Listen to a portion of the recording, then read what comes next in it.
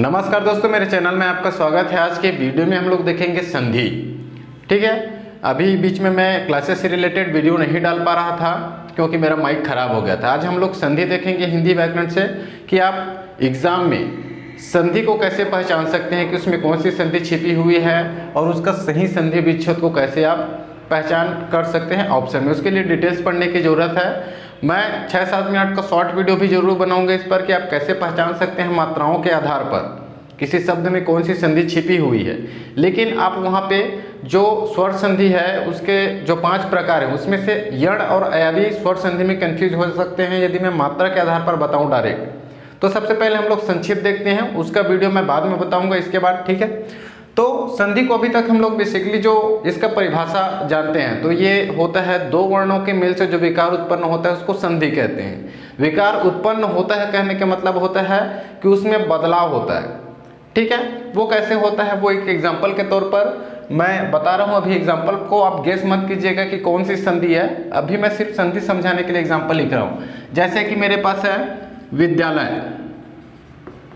ठीक है, इसका यदि मैं संधि विच्छेद करता हूँ तो ये क्या हो जाएगा, विद्या प्लस आलय। ठीक है, अब यहाँ पे ये जो पोर्शन है वो पहले से जुड़ा हुआ है दो शब्द, तो ये कहलाता है संधि, जबकि ये कहलाता है संधि विच्छेद। ठीक है, अब इसी में क्वेश्चंस में पूछ दिया जाता है हमारे कंपटीशन एग्जाम में कि विद्यालय में कौन सी संधि छिपी हुई है। अब उस संधि को जानने के लिए, पहचानने के लिए क्या तरीका अपनाते हैं उस चीज को समझते हैं। इसको दो भाग में हम लोगों ने तोड़ा है। पहला जो भाग होता है प्लस के पहले वाला वो आपका कहलाता है प्रथम पद। ठीक है, और ये जो है दूसरे साइड वाला दूसरा पद या अंतिम पद कह सकते हैं इसको।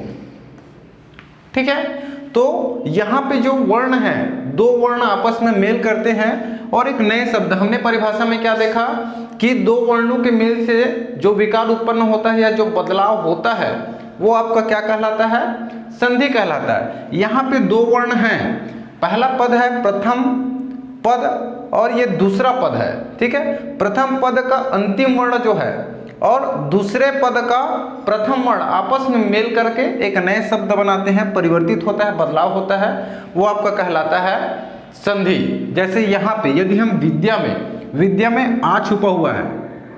ठीक है, यहाँ से आ छुपा हुआ है और आलय का जो वर्ण है प्रथम वर्ण, दूसरे पद का प्रथम वर्ण, प्रथम पद का अंतिम वर्ण, प्रथम पद के अंतिम वर्ण में स्वर आ है विद्या। ठीक है, जबकि दूसरे वर्ण का जो प्रथम वर्ण है उसमें भी आ है, आ प्लस आ होता है दीर्घ स्वर संधि में। इसको आगे हम लोग समझेंगे, अभी उतना मत समझो। यहाँ पे जुड़ता कैसे उसको मैं बता रहा हूँ। दोनों मिलकर क्या हुआ है, इसका मात्रा जो है बड़ा आ बनता है तो विद्यालय हो जाता है, ये आपका संधि कहलाता है।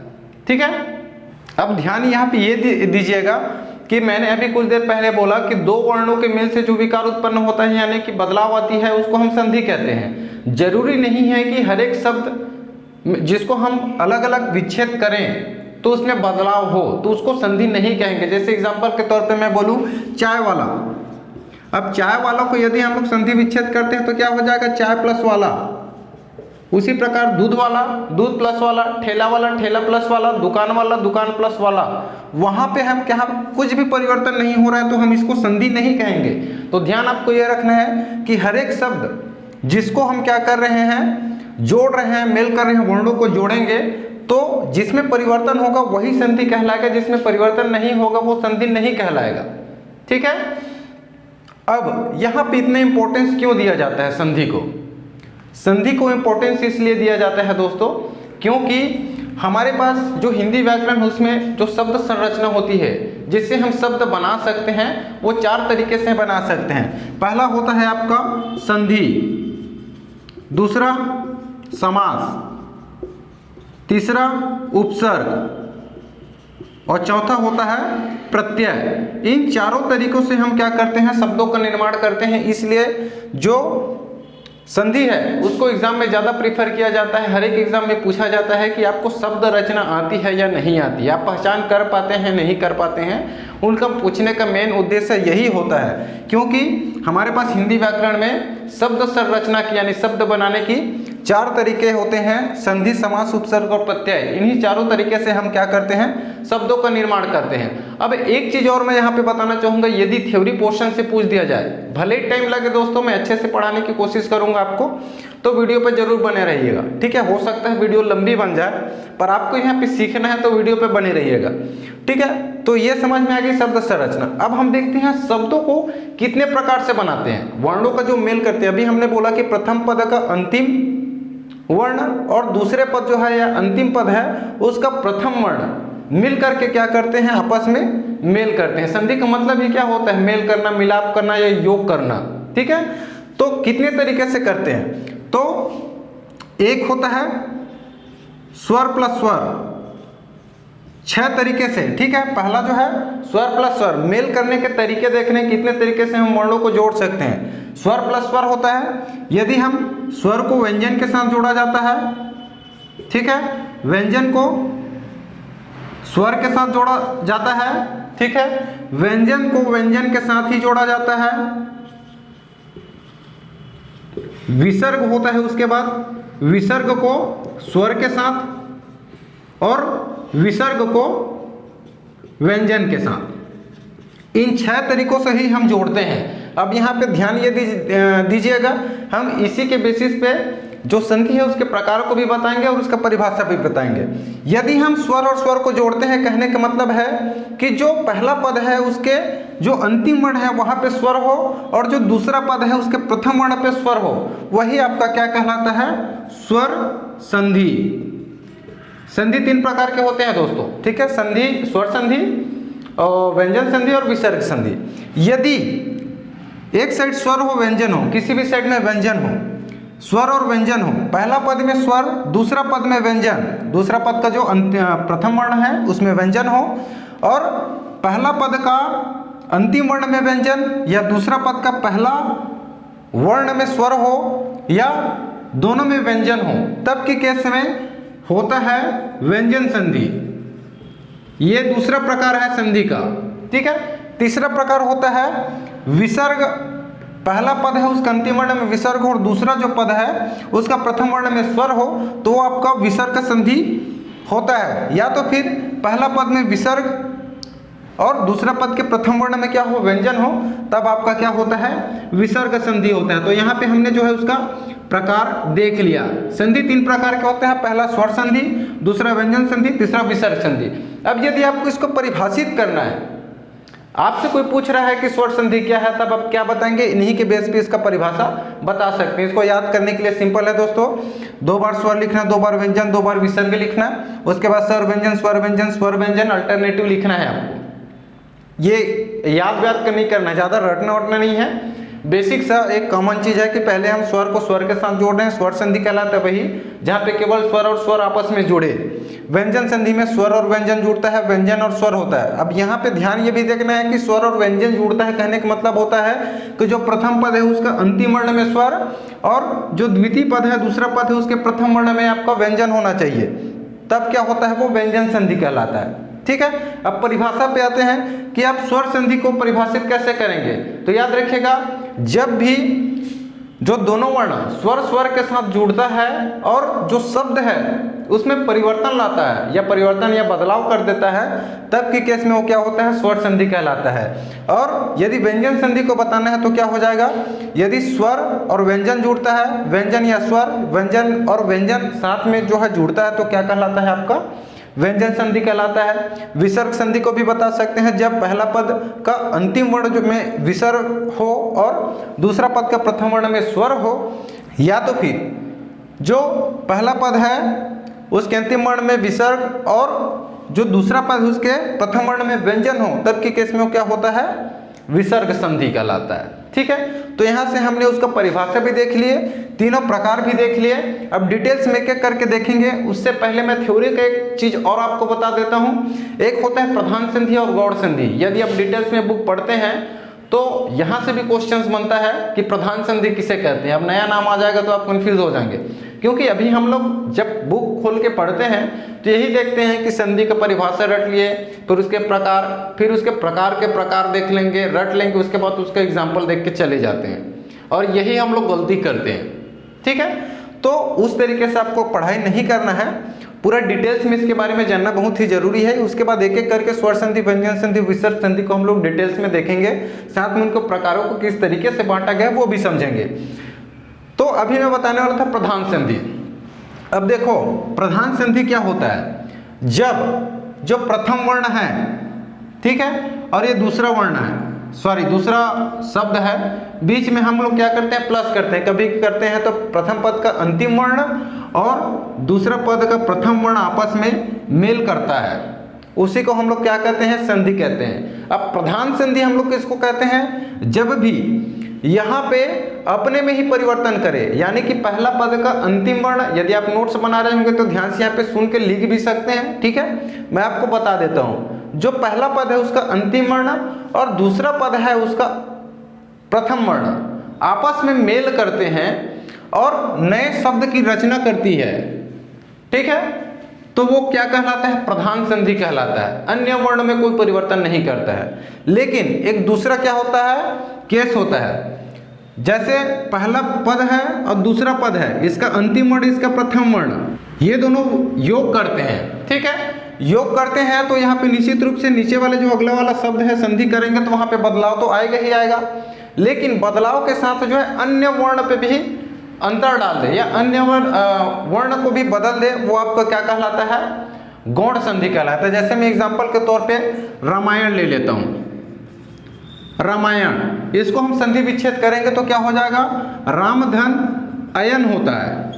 अब ये यहाँ पे ध्यान दीजिएगा, यहाँ पे राम में अ स्वर छिपा हुआ है, आगे भी अ है, और अ मिलकर जो है दीर्घ स्वर संधि में आगे देखेंगे हम लोग आ हो जाता है, तो उसका रामा तो हो गया, यहाँ तक क्लियर है। लेकिन लास्ट वाले वर्ण को ध्यान दीजिए कि यहाँ पे न है, जब संधि विच्छेद किए तो न होता है और संधि में वो न हो गया, तो न करना में कैसे परिवर्तन हो गया, हम लोग बाद में एक एक चीज को हम लोग देखेंगे जब आते जाएगा उसके बारे में उल्लेख। फिलहाल अभी आपको ये बता रहा हूँ कि गौण संधि के बारे में, जब अपनी ही स्थिति में परिवर्तन कर ले, दोनों वर्ण मिल जाए, अपनी स्थिति में परिवर्तन हो गया, लेकिन अन्य वर्ण में भी परिवर्तन हो या बदलाव हो संधि में, तब के केस में वो कहलाता है गौण संधि। एग्जाम्पल के लिए आप रामायण को याद कर सकते हैं। तो समझ में आ गई, जब अपनी स्थिति में केवल परिवर्तन करे और नए शब्द बनाए, तब के केस में वो क्या होता है, प्रधान संधि कहलाता है। जब अपने स्थिति में परिवर्तन करने के साथ साथ अन्य वर्ण में भी परिवर्तन हो जाए तो आपका गौण संधि कहलाता है। ठीक है, अब स्टेप बाय स्टेप हम लोग बारी बारी से देखते हैं। सबसे पहले स्वर संधि को समझते हैं। अभी तक ये थ्योरी पोर्शन था, अब फाइनली हम लोग स्वर संधि को समझेंगे। ठीक है, तो इसको थोड़ा सा मिटा लेते हैं।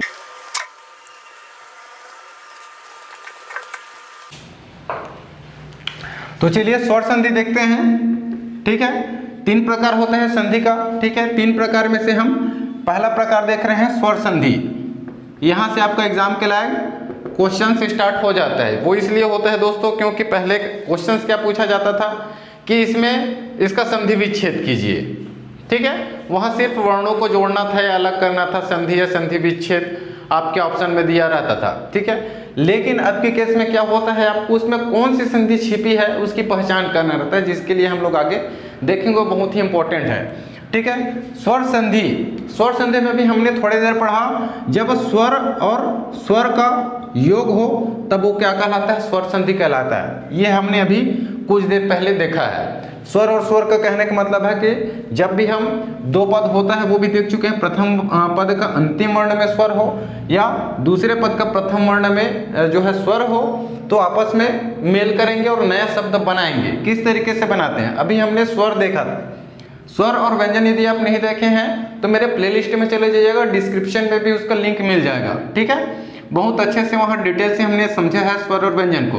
तो स्वरों की संख्या हमारे यहाँ 11 होती है हिंदी व्याकरण में, जबकि मूल स्वर में 13 स्वर होते हैं। ठीक है, 11 स्वर कौन कौन से होते हैं, अ, आ, छोटा ई, बड़ा ई, छोटा ऊ, बड़ा ऊ, री, सॉरी ए, ओ और औ। ठीक है, ये क्या होते हैं 11 स्वर हो गए, 1 2 3 4 5 6 7 8 9 10 11। अब यहाँ पे क्या होता है, प्रत्येक जो स्वर है अपने साथ साथ तो मेल करता ही है, उसके अलावा अन्य सभी स्वरों को साथ मेल करता है। जैसे आप मैथ सॉल्व करते हैं, मैथ्स में एक क्वेश्चन ऐसा होता है कि यदि एक हॉल में 30 लोग बैठे हैं, 40 लोग बैठे हैं, तो वो एक दूसरे से हाथ मिलाएंगे तो कितने लोगों ने आपस में हाथ मिलाया, इस टाइप के क्वेश्चन आप देखे होंगे। वही यहाँ पे करना है। यहाँ पे कंडीशन ये है कि अपने साथ हाथ तो मिलाते हैं, सपोज 11 लोग हैं, वो अपने साथ भी हाथ मिलाते हैं और अन्य 10 लोगों के साथ भी जा जाकर हाथ मिलाते हैं। इस तरीके से इसको मेल करना है, वो अपने साथ ही जोड़ेंगे, सजाती जो वर्ण है उनके साथ, साथ में अन्य के साथ भी जोड़ेंगे। इस प्रकार कुल 121 प्रकार से स्वर संधि में जो है मेल होता है, यानी मिलाप होता है, जोड़ होता है। ठीक है, तो सबसे पहला यहीं से ध्यान दीजिएगा, मैं प्रकारों में भी उल्लेख करूंगा। ठीक है, यदि सजाती वर्ण को पहले आपको क्या करना है, यहीं से याद करने की जरूरत नहीं है, पांचों प्रकारों को आप समझ जाएंगे। प्रकार किस तरीके से डिवाइड किया गया वो भी मैं आपको बताऊंगा। जब सजाती स्वर आपस में जुड़ता है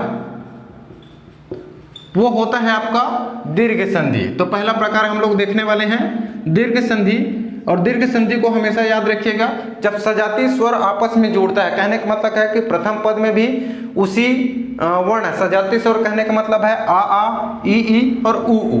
ठीक है, यदि पहला जो पद है उसमें आपका अ हो और दूसरा पद है उसके प्रथम वर्ण में आ हो, ये आपस में या तो फिर ई हो या ऊ हो, तब के केस में वो क्या होता है, आपका दीर्घ संधि कहलाता है, क्योंकि हमेशा दीर्घ बनता है, बड़ा मात्रा बनता है। कैसे बनता है उसको देखते हैं। सबसे पहले हमने क्या बोला, सजाती स्वर आपस में जुड़ता है। सजाती स्वर कहने का मतलब है आ, ई, ऊ।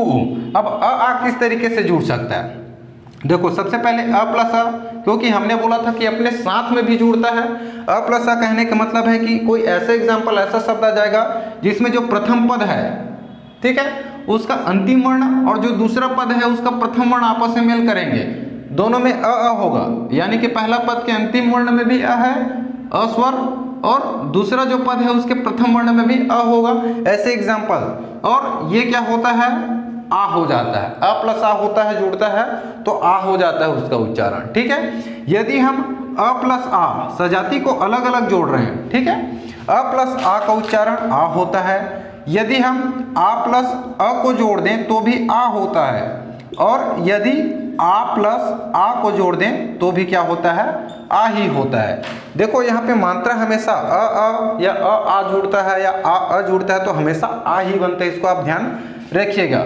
दूसरा केस, हमने अभी सजाती में सबसे पहले आ को देख लिया, अब ई को आपस में जोड़ना इसी प्रकार से, तो ई छोटा ई यदि जुड़ता है तो बड़ा ई बनता है। ठीक है, यदि छोटा ई प्लस बड़ा ई होता है तो भी बड़ा ई ही बनता है, यदि बड़ा ई प्लस छोटा ई हो तो भी बड़ा ई बनता है, यदि बड़ा ई प्लस बड़ा ई हो तो भी बड़ा ई ही बनता है। ठीक है, उसी प्रकार यदि हम ऊ को देखें तो ये क्या होता है, ऊ प्लस ऊ, छोटा ऊ मिलकर क्या होता है, बड़ा ऊ बन जाता है।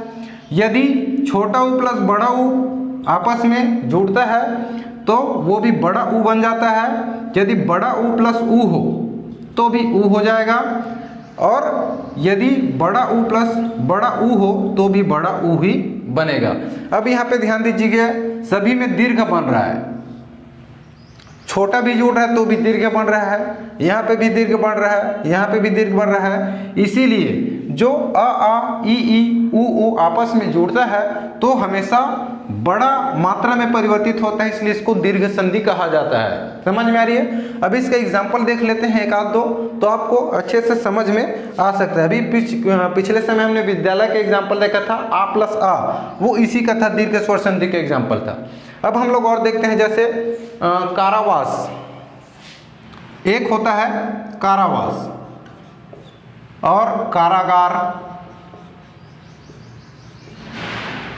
और इसके एग्जाम्पल देख लेते हैं, गीतांजलि, और ई से देख लेते हैं कविंद्र, कपीस, ऊ से देख लेते हैं भानुदय, ज़्यादा एग्जाम्पल्स मैं नहीं बताऊंगा, आपको पहचान कैसे करना है वो चीज़ बताने वाला हूँ, ठीक है। अब हमने कहा था कारावास, ये शब्द आपके पास है, आप ऑप्शन में इसका विच्छेद दिया हुआ है, कारावास का क्या होगा, ठीक है। अभी हमने क्या पढ़ा, अ प्लस अ, इन सारी चीज़ों को रिवाइंड कीजिएगा, जो सजाती स्वर आपस में जुड़े हुए हैं उनको, ठीक है। यदि हम कारावास का संधि विच्छेद करते हैं क्या हो जाता है, कारा प्लस आवास, यही होता है। अब हमने क्या कहा था, ये जो पहला पद है, ये जो दूसरा पद है, ठीक है, पहला पद में अंतिम वर्ण में कौन सा स्वर छिपा हुआ है, आ, ठीक है, और जो दूसरा पद है उसके प्रथम वर्ण में आ छिपा हुआ है, अर्थात ये दीर्घ संधि का एग्जाम्पल है, आ प्लस आ का मेल होगा। कैसे होगा, यदि हम यहाँ पे कारा में से आ को अलग कर दें तो ये क्या हो जाएगा, कार हो जाएगा, ठीक है, कार हो जाएगा। र में आरेप की मात्रा क्यों करें, क्योंकि हम आ को निकाल रहे हैं और इसको स्वर रहित कर रहे हैं। ये जो छोटा हलंत का चिन्ह होता है उसका कहने का मतलब होता है उसमें से स्वर हमने अलग कर दिया, ठीक है। प्लस आवास में से आ निकाल देते हैं, द्वितीय जो पद है उसका प्रथम वर्ण, इधर क्या बच गया आपका, वास बच गया, ठीक है। तो आ और आ यहाँ पे मेल होकर क्या हो गया, जुड़ जाएगा। तो जो जुड़ेगा उसका मात्रा को हमको र के साथ में जोड़ना होता है, तो फिर से क्या हो जाएगा आपका कारावास, ये मिल गया, क्योंकि आ प्लस आ का हमने क्या देखा है, क्या होता है, आ ही होता है, और उस मात्रा को हमने क्या किया, कार के साथ जोड़ दिया, तो कारावास फिर से हमको मिल गया। तो यहाँ पे समझ जाना है, तोड़ के आपको देखना है कि किसका उच्चारण हो रहा है। वहाँ पे पहला पद है उसका अंतिम वर्ण और दूसरा पद है उसका प्रथम वर्ण में आ प्लस आ रहा है, यानी कि वो सजाती स्वर आपस में जुड़ रहा है, तो क्या हो जाएगा आपका दीर्घ संधि है। तो आपको पहचान करने के लिए ये बेस्ट तरीका है। बाकी आप मात्रा के आधार पर भी मैं आगे आपको बताऊंगा दूसरे वीडियो में, ठीक है। भले ही यहाँ पे टाइम लगे लेकिन आपको अच्छे से समझ में आना चाहिए। तो दीर्घ संधि को अब आप पहचान सकते हैं यदि सजाती स्वर जुड़े हो तो। उसी प्रकार काराकार का क्या हो जाएगा, समझ में आ गई। गीतांजलि, गीता धन अंजलि, गीता में आ छुपा हुआ है और अंजलि का अ, ये उच्चारण यानी कि आ प्लस अ का योग होगा तो भी हमारे पास आ बन जाएगा, फिर से गीतांजलि मिल जाएगा यदि अलग अलग तोड़ दें तो, ठीक है। ये भी एग्जाम्पल है। यदि कपीस की बात करें, कपी धन ई होगा, ठीक है, यानी कि कपी धन ई, कपी धन ई में छोटा ई प्लस बड़ा ई का योग होगा, यानी छोटा क्या हो जाएगा, ये कपी धन इस तरीके से हो जाएगा, क्योंकि बड़ा ई जब इसके साथ मात्रा में जोड़ा गया तो वो बड़ा हो जाएगा। तो ध्यान आपको ये रखना है। ये भी आप यहाँ पे गलती करती हैं, यदि क्वेश्चन में पूछ दिया गया कि कपीस का संधि विच्छेद क्या हो गया, कपी धन इस दिया छोटा में, फिर बड़ा पी करके दे दिया गया है, तो आप कंफ्यूज नहीं होइएगा, ठीक है। ये जुड़कर बड़ा पी बन जाता है मात्रा। ये देखिए यहाँ पे हमने देखा है छोटा ई और बड़ा ई का एग्जाम्पल है, ये कपीस वाले में ये है छोटा ई प्लस बड़ा ई का वहाँ पे संयोग होगा और बन जाएगा आपका बड़ा ई, तो आपका निकल के आ जाएगा कपीस। तीसरा ऊ वाला एक देख लेते हैं एग्जाम्पल, जिसमें भानुदय है, तो भानु धन उदय हो जाएगा। दोनों में क्या हो रहा है, ऊ का जोड़ होगा, भानु के आगे ऊ स्वर लग रहा है और उदय में से ऊ निकल के ऊ प्लस ऊ क्या हो जाएगा आपका भानुदय, बड़ा ऊ का मात्रा यहाँ पे लग गया, ठीक है। तो समझ में आ रही है कि किस तरीके से जो है होता है। तो ये दीर्घ संधि था। अभी हमने क्या किया है, ये आपस में सभी से जुड़ेंगे। अभी हमने क्या किया, पहला में सजाती स्वर को जोड़ा है, आ छोटा ई बड़ा ई, छोटा ऊ बड़ा ऊ को, ये होता है आपका दीर्घ संधि में जब आपस में जुड़ता है। अब आगे की संधि देखते हैं, ठीक है। दूसरा जो देखेंगे वो होता है गुण संधि, ठीक है। ये क्या हुआ, इसका प्रकार देख रहे हैं। पहला प्रकार देख लिए हम, दीर्घ संधि होता है। स्वर संधि का पहला प्रकार दीर्घ स्वर संधि। दूसरा जो है दोस्तों वो होता है गुण स्वर संधि। अब इसको कैसे पहचानना है, अभी हमने कुछ देर पहले कहा था कि अपने साथ भी जोड़ता है सभी स्वर जो है, साथ में अगले के साथ में भी जोड़ता है। अभी हमने क्या किया, सिर्फ और सिर्फ सजाती स्वर को जोड़ा था। ध्यान दीजिए कि स्टेप बाय स्टेप सजाती स्वर को जोड़ने के बाद आपको क्या करना है, देखो आ का, ई का, ऊ का अलग अलग सजाती स्वर के साथ जोड़ते हैं। अब इस आ का ई के साथ भी तो मेल होगा, क्योंकि हमने बोला था कि एक दूसरे के साथ भी जोड़ेंगे। इसी अ आ का उ के साथ जो है मेल होगा और इसी अ आ का री के साथ भी मेल होगा। ठीक है, वो आपका क्या होता है, गुण संधि। तो पहले में आपको सजाती लेना है, दूसरे में इस अ आ को जो है ई के साथ उ के साथ और री के साथ जो है मेल कराना है, वो गुण स्वर संधि होता है। ठीक है, इसके एग्जाम्पल भी हम लोग देखेंगे। उसके आगे जो है इसी अ आ का ए के साथ और ओ के साथ भी मेल कराएंगे, वो अगला संधि होगा। ठीक है, इस प्रकार सीक्वेंस वाइज हम लोग चलते हैं। तो अभी री तक कराना है और री तक क्यों स्टॉप कर देना है उसको भी मैं आगे बताऊंगा। ठीक है, अब हमने कहा अ आ का जो है किसके साथ कराना है, सबसे पहले ई के साथ कराना है। पहले केस में क्या हो रहा है, अ आ का जो योग है किसके साथ कराना है, छोटा ई बड़ा ई के साथ। यानी ये किस तरीके से हो सकता है, अ का योग ई के साथ, अ का योग बड़ा ई के साथ, अ का योग छोटा ई और आ का योग जो है बड़ा ई के साथ। इस केस में हमेशा क्या बनता है दोस्तों, जब भी आ और ई आपस में मेल खाते हैं तो ए बनता है। इस चीज को याद रखिएगा। ठीक है, तो सभी में ए हो जाएगा, जहां पे आ या आ ई का जो है योग होगा सब में ए हो जाता है। तो याद रखिएगा, गुण स्वर संधि का जो है आप बता सकते हैं, जब भी जो आ है ई उ और री के साथ मेल खाता है या योग होता है तो आपका क्या होता है, गुण स्वर संधि होता है। परिभाषा के तौर पे इसको लिख सकते हो। ठीक है, अब हमने क्या किया, आ का ई के साथ करा लिया और आ का ई के साथ योग कराने पे ए जो है बनता है, इसको याद रखिएगा। दूसरा, अब आ का इसके साथ करा लिए। सबसे पहले हमने जो है सजाती के साथ कराए थे, अब विजाति के साथ करा रहे हैं, यानी अलग स्वर के असमान स्वर के साथ करा रहे हैं। अब इसी आ का आपको उ के साथ भी कराना है। ठीक है, ये पहला केस हो गया। दूसरा क्या है, अ और आ का योग किसके साथ कराना है, छोटा उ और बड़ा उ के साथ। तो उसी प्रकार से इसको भी करा दिए। अ का योग क्या कराना है, उ के साथ करा दिए। अ का योग बड़ा उ के साथ करा दिए और आ का योग छोटा उ के साथ, आ का योग बड़ा उ के साथ होगा। तो क्रमशः ये क्या बन जाएगा, आपका क्या बन जाता है लास्ट में, जब भी अ और उ का या आ और उ का जो है योग होता है तो हमेशा क्या बन जाता है, ओ बन जाता है दोस्तों। ठीक है, तो इसको याद रखना है। यदि आप उच्चारण ध्यान से देखे होंगे मेरा वीडियो तो ये भी आपको समझ में आ रहा होगा कि क्यों हो रहा है। ठीक है, तो यहाँ पे ए हो जाता है ई के साथ योग के साथ, उ के साथ योग होता है आ का, तो क्या बनता है, हमेशा ओ बनता है। ए ओ को आप मात्रा के हिसाब से रख सकते हैं याद।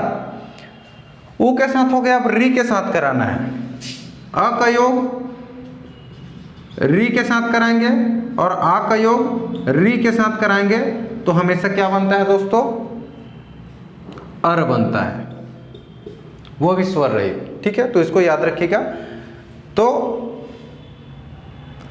क्या क्या बनता है, ए बनता है, ओ और अर बनता है। तो इसकी पहचान आप कैसे कर सकते हैं, किसी भी संख्या में किसी भी शब्द में यदि हमारे पास मात्रा में ए का मात्रा आ जाए बीच में ज्वाइंट होने के बाद, या तो फिर ओ का मात्रा आ जाए ये वाला मात्रा, या तो फिर र का, अर यानी कि हाफ र को हम कैसे लिख सकते हैं, ऊपर में लिखते हैं। ठीक है, इस प्रकार की मात्रा से आपको पहचान करना है कि वो क्या है, गुण स्वर संधि का एग्जाम्पल है, डायरेक्ट इसके बेसिस पे, मात्रा के बेसिस पे। ठीक है, क्या बनता है, ए ओ और अर। तो इसको याद ये भी रख सकते हैं कि आ को हम ई के साथ मेल कराएंगे गुण स्वर संधि में तो क्या बनता है, आपका ए बनता है, और आ का उ के साथ कराएंगे तो ओ बनता है, और आ का मेल री के साथ हुआ तो अर बनता है। तो यहाँ तक समझ में आ गई होगी। ठीक है, अब इसका एग्जाम्पल देख लेते हैं। ठीक है, एग्जाम्पल में जैसे रमेश या सुरेश, इसका क्या होता है, रमेश का रामाधन इस होता है, रमा में आ, यदि हम इसको अलग कर देते हैं तो ये क्या हो जाएगा, रम। आ को अलग कर रहे हैं तो रम हो जाएगा।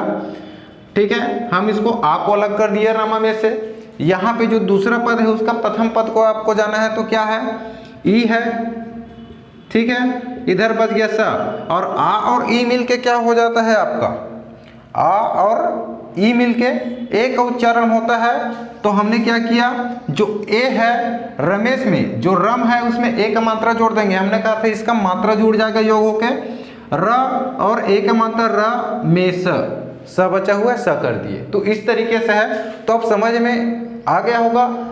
इससे तोड़ के आपको देखना है, आ प्लस ई हो रहा है, क्या है आपका, ए का उच्चारण होता है रमेश, रमेश में कौन सा स्वर संधि है, तो गुण स्वर संधि है। दूसरा एग्जांपल में हम यहाँ पे री से देख लेते हैं, तो सप्तऋषि, जिसको हम लोग सप्तर्षि बोलते हैं,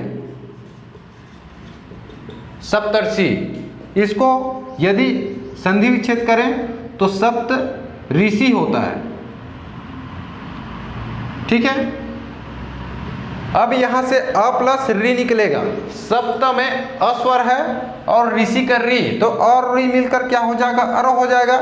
इसीलिए यहाँ पे जो है सप्तर्षि में र का मात्रा डला हुआ है, तो ये मात्रा देख के भी आप समझ सकते हैं किसका एग्जाम्पल है, गुण स्वर संधि का है। समझ में आ गई बात, ठीक है। इसी प्रकार वर्ष ऋतु होता है, यानी कि वर्षा ऋतु, ठीक है, वर्ष ऋतु, वर्षा प्लस ऋतु, तो आ और री वहां पे जुड़ जाएगा, वर्ष ऋतु हो जाएगा, जैसे यहीं पे दिखाई, ठीक है। एक एग्जांपल और देख लेते हैं, वर्ष ऋतु, वर्ष ऋतु इस तरीके से लिखा मिलेगा आपको, ठीक है। अब पूछ दिया जाए कि इसमें कौन सी संधि है, अब हमको पहचान करना है, संधि विच्छेद करना है। और जब भी, हाँ ये बताना भूल गया दोस्तों, जब भी हम, कई लोग कंफ्यूज हो जाएंगे कि किसी में 2 वर्ण के बाद टूटता है, किसी में 3 वर्ण के बाद टूटता है, तो ऐसा क्यों होता है। जब भी हमने एग्जाम्पल में स्टार्टिंग में देखा था, विद्यालय को किस रूप में तोड़े थे, विद्याधन आलय, एक एग्जाम्पल में आपको समझा रहा हूँ, ठीक है। तो यहाँ पे दोनों का एक निश्चित अर्थ निकलता है, वहीं से टूटता है।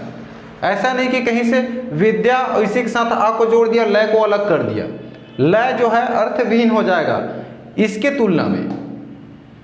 जैसे संगीत है, संगीत में लय उपयोग किया जाता है, वो अलग चीज है। यहाँ पे विद्या से रिलेटेड जो है, लय में अर्थहीन शब्द है, आलय अर्थपूर्ण शब्द हो जाता है। जहां से दोनों शब्दों का अर्थपूर्ण शब्द निकले, वहीं से आपको तोड़ना रहता है। कई लोग कंफ्यूज हो जाते हैं कि 2 वर्ण बाद तोड़ना है या 3 वर्ण बाद तोड़ना है। यहाँ पे विद्या का मतलब आप किसी चीज को ग्रहण करना, किसी चीज को सीखना और उसको जीवन में उतारना विद्या है। आलय का अर्थ होता है 4 दीवारी के अंदर जो है कुछ करना, वो आपका आलय कहलाता है, ठीक है। इसीलिए आलय को जोड़ दिया जाता है। जैसे विद्यालय समझ गए, विद्यालय का अर्थ विद्या लेने का स्थल हो गया 4 दीवारी के अंदर। इसी प्रकार एक एग्जाम्पल शौचालय है, शौच प्लस आलय, जहाँ पे शौचालय किया जाता है 4 दीवारी के अंदर। तो समझ में आ रही है, दोनों का अर्थपूर्ण शब्द निकलता है, वहीं से टूटता है। वर्ष ऋतु में अर्थपूर्ण शब्द क्या होता है, वर्षा प्लस ऋतु, ठीक है, सॉरी ऋतु, ठीक है। अब यदि वर्षा और ऋतु को ध्यान से देखें तो यहाँ पे आ रहा है प्लस री आ रहा है, और प्लस री का क्या हो जाता है, अर हो जाता है इसका भी, ठीक है। तो इसीलिए वर्ष में र का मात्रा लगा दिया जाता है, वर्ष ऋतु हो जाता है। समझ में आ रही होगी बात, ठीक है। तो इसकी पहचान करने के लिए शॉर्ट फॉर्म में ये है, डिटेल्स में ये है कि आ का ई के साथ, आ का उ के साथ, और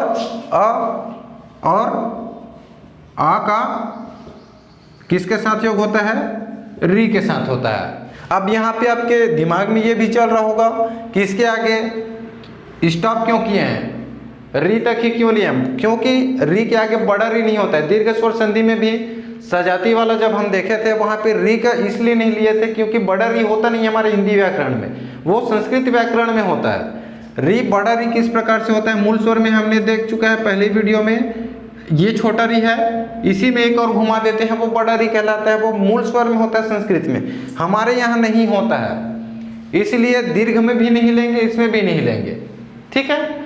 आप कहीं पे भी नहीं देखे होंगे हिंदी व्याकरण में बड़ा री, तो री और री नहीं जोड़ेगा क्योंकि बड़ा री होता ही नहीं है दीर्घ में भी। तो सजाती में भी आप केवल ऊ तक ही लेंगे, ठीक है। उसके बाद आ का ई के साथ, ऊ के साथ और री के साथ कर देंगे, वो आपको गुण स्वर संधि होता है। यहाँ तक आपको क्लियर हो गई होगी। अब आगे हम लोग इसका एक और प्रकार देखते हैं। अब स्वर संधि का तीसरा प्रकार देखते हैं दोस्तों, ठीक है। तीसरा प्रकार में क्या होता है, अभी तक हमने क्या किया, सबसे पहले में ध्यान से फिर से यहाँ पे समझिएगा, सजाति का योग कराया था और आ का, ई और ई का, उ और उ का वो दीर्घ स्वर संधि हो गया। उसके बाद हमने क्या किया, इसको अलग अलग यानी कि असमान स्वर के साथ जो है अ और आ को क्या किया, योग कराना स्टार्ट किया, और आ को ई के साथ और आ को उ के साथ और री के साथ किया तो क्या हो गया, गुण स्वर संधि हो गया। अब इसी अ और आ का योग हम किसके साथ कराएंगे, ए और छोटा ए और बड़ा ए के साथ, इसको बड़ा ए भी बोल सकते हैं अपन, ठीक है। और आ का योग जो है ओ और औ के साथ कराएंगे। यही कहलाता है दोस्तों आपका वृद्धि स्वर संधि।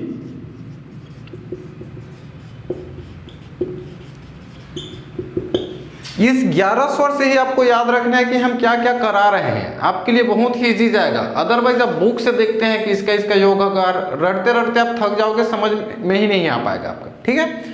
तो इसी के आधार पे आपको याद रखना है, सजाति के साथ करा लिए, फिर विजाति यानी कि असमान स्वर से कराते गए, एक बार री तक जाके छोड़ दिए, ठीक है। उसके बाद इसी का ए और ओ के साथ कराएंगे तो आपको वृद्धि स्वर संधि होता है। तो यहाँ पे बेसिकली आ और आ का योग किसके साथ करा रहे हैं हम लोग, किसके साथ होता है, ए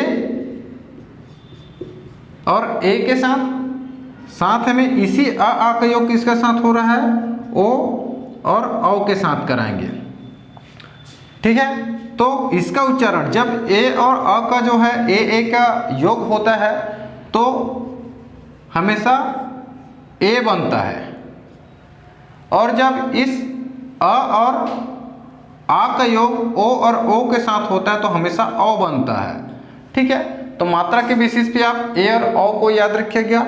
जहाँ पे भी जोड़ने के बाद ए और औ बने वो किस में आता है, वृद्धि स्वर संधि में आता है।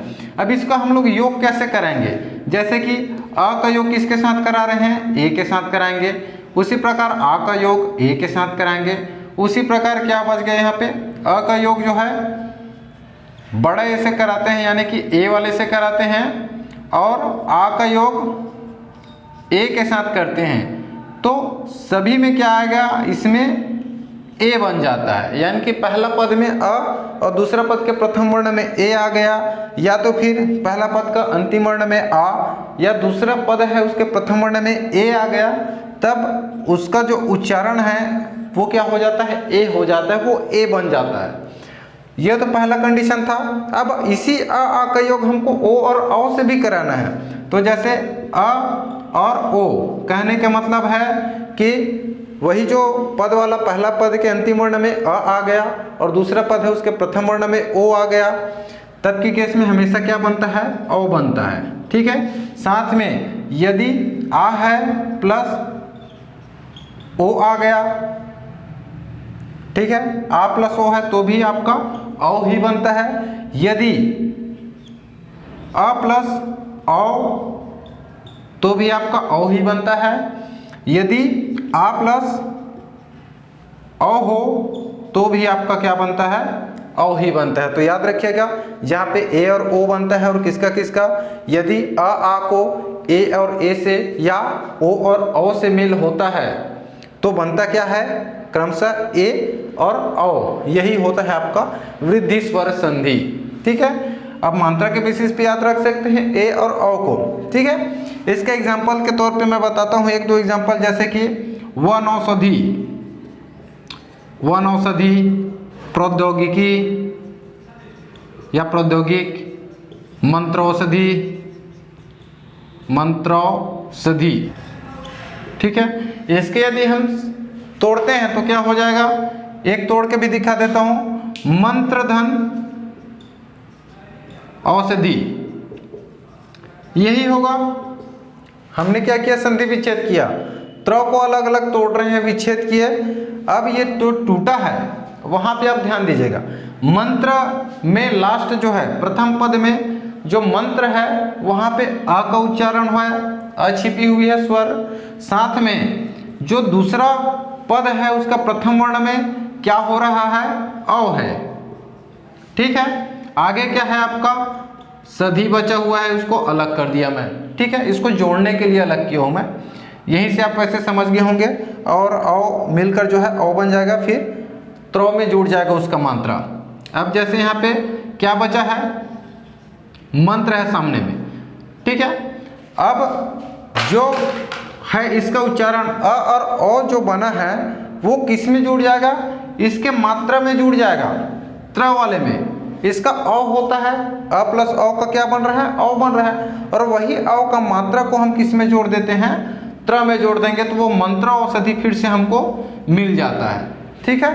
तो ये समझ में आएगा जहाँ पे अ प्लस अ हो, या आ प्लस अ हो, आ प्लस ओ हो, अ प्लस ओ हो, या तो फिर अ प्लस ए, आ प्लस ए, अ प्लस ए और आ प्लस ए हो, तब की केस में क्या होता है, वो वृद्धि स्वर संधि होता है। समझ में आ रही है। और वो किस में बदल जाता है, क्रमशः ए और ओ में बदल जाता है। तो यहाँ तक हमने वृद्धि स्वर संधि देख लिया। 2 स्वर बचे हैं स्वर संधि के एग्जाम्पल में, और उसको हम लोग आगे के वीडियो में देखेंगे। चूंकि वीडियो बहुत लंबी हो जाएगी तो आपको भी बोरिंग लगने लग जाएगा, ठीक है। वीडियो पे अंत तक बने रहने के लिए आप सभी का धन्यवाद। और आप लोग यदि नहीं देखे हैं इसका पिछला जो वीडियो, तो जाके एक बार मेरे प्लेलिस्ट में देख सकते हैं, आपको पढ़ने का मजा जरूर आ गया। मिलते हैं अगले वीडियो में, तब तक के लिए धन्यवाद।